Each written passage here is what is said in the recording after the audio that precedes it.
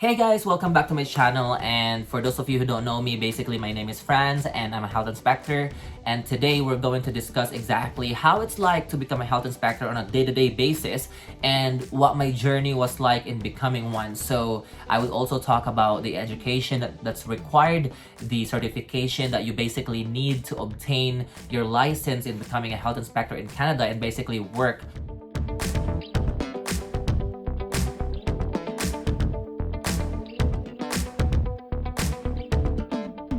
So before we proceed, let me just define to you what environmental public health means. So environmental public health is a branch of public health that basically deals with the environment, which we believe affects human or public health. So that includes safe air or clean air, safe drinking water, safe food, and safe, healthy built environments. So yeah, like I said, I'm gonna talk to you guys about how it's like to become a health inspector. So I'm gonna go through with you how to, or what my day looks like basically on a regular basis. So typically I'm working Monday to Friday from 8:30 to 4:30 p.m. I would get into the office like around 8:15 and just settle down and stuff like that. But usually it would be within that time frame unless anything happens, because as you know, as a health inspector, basically our days are very unpredictable, so we never know what's coming, we never know what we're waiting, we never know what's going to come in, right? So we have emails and stuff like that. So usually in the morning I would just come in and check my emails, and usually I would get a bunch of emails every single day from operators, from the public, from the staff, from anybody. And basically usually my first hour in the morning would just be me reading and responding to emails. Usually that would happen, and then after that I would be going through my planned schedule. So basically anything I've planned, because whenever I have an inspection planned, or my day, basically I would typically plan them like days before. So for example, if I happen to have like a Wednesday inspection day, I would be planning them on like a Tuesday or Monday. I would be checking everything. So what happens is, before you go to your inspections, you have to basically check for any outstanding violations, for history of compliance from the operators, like how they're usually complying to the regulation, what's their history basically, right? So I would be checking all that. You also want to gather all, any useful information to your inspections and basically bring them with you, so you know what you're basically going into, right? So that's usually what happens. Then that's why you kind of have to like plan ahead. So before you go into your inspection, you should be ready, you should know the facility, and you should know anything before you go in there, right? So once you plan that, then you basically just proceed with it. So again, after reading or responding to your emails, you would then be going to your inspections, right? But before you do that, you kind of have to check the portal or the system that we use and make sure that all the complaint inspections are prioritized.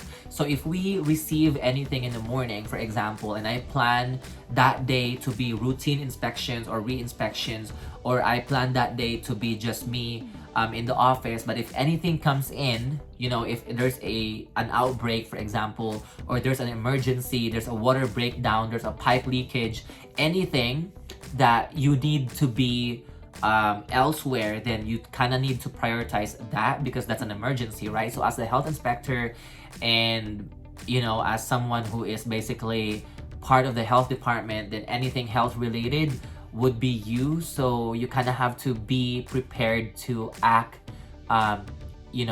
right away. In Alberta, you can either be a generalized inspector or a specialized inspector. So what I meant by that is, depending on your location in the province, basically you tend to be either a generalized inspector or a specialized inspector. So if you are in the bigger urban setting like Calgary or Edmonton, for example, then you tend to specialize more. That means that you would be conducting either, or you would be part of like the safe food team, the safe built or safe housing team, basically, right? So you would not be doing everything.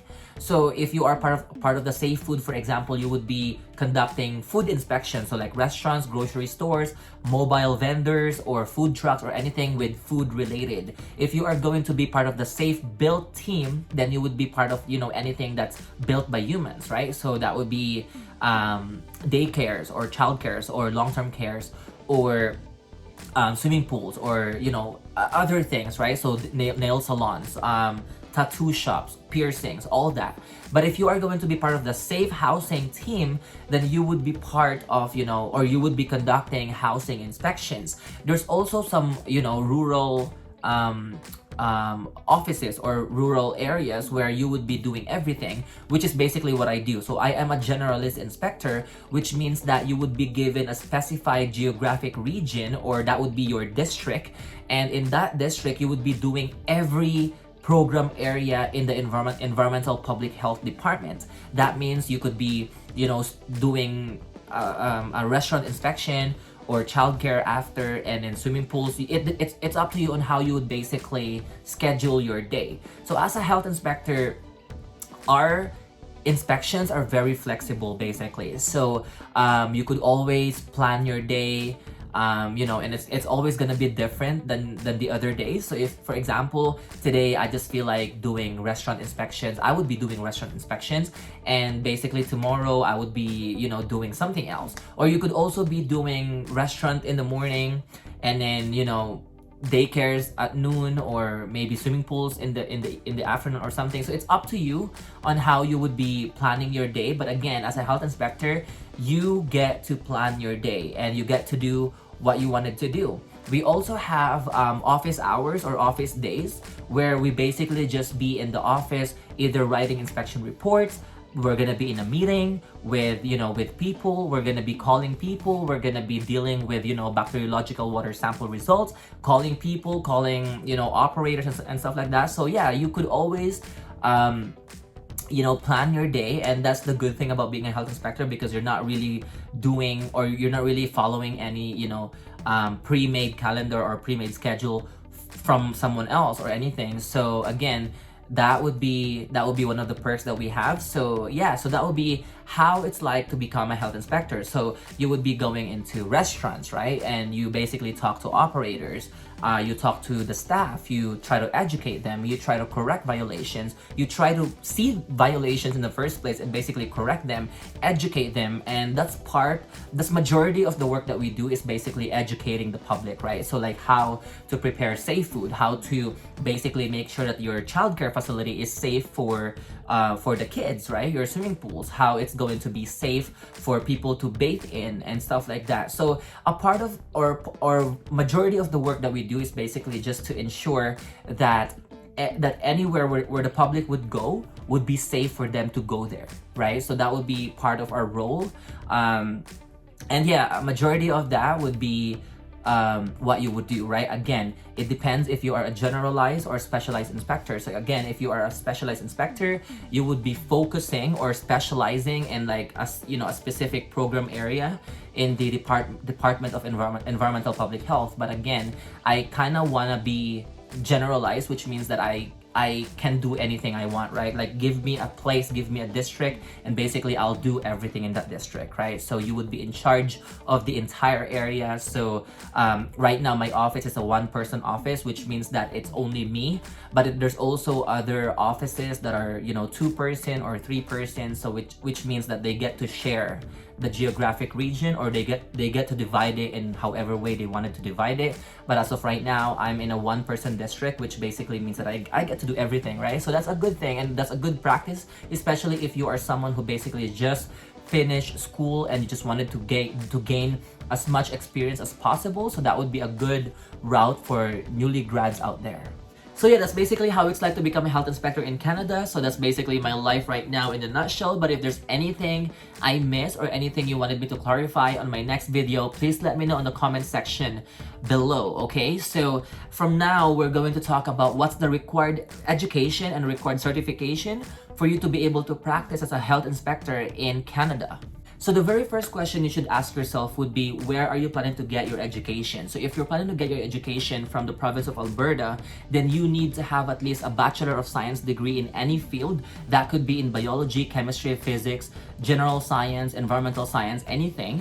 And then once you have it, you need to apply to the bachelor's after degree in environmental health from Concordia University of Edmonton, because Concordia University of Edmonton is the only sci-fi accredited school or university in the province of Alberta. So you may be wondering what's sci-fi. So sci-fi is basically the Canadian Institute of Public Health Inspectors, and that's the college or the board that you would be taking your board exam or your certification for you to be able to practice as a health inspector in Canada. So yeah, once you have your Bachelor of Science degree and Bachelor of Environmental Health after degree, you will be eligible to apply as a practicum student from Alberta Health Services, where you would be working with different public health inspectors in the province for 12 to 16 weeks. So that's 3 to 4 months paid practicum. And during that practicum, you would be exposed to different program areas in the Environmental Public Health Department. So after completing your 12 to 16 weeks or 3 to 4 months paid practicum, you would be eligible to write or challenge the Canadian Institute of Public Health Inspectors Board of Certification exam, or we call it the BOC. So speaking of BOC, if you'd like me to talk about that, please let me know in the comment section and I'll basically discuss it on my next video. But for now, let's leave it at that. So yeah, if you're basically fresh from high school, you would need to have at least 6 years of university experience. So that would be 4 years for your science degree and then 2 years for your after degree.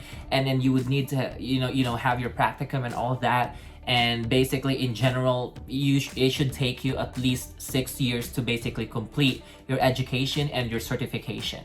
So there you have it. That brings me to the end of my video. So yeah, I hope that was useful, and I hope that if you are thinking of becoming a health inspector, everything I've talked to you about was basically very helpful in making that decision, because becoming a health inspector is obviously not easy, but it's also going to be very rewarding, especially if you're here for the right reason. So yeah, take care, stay safe, and I'll see you in my next video.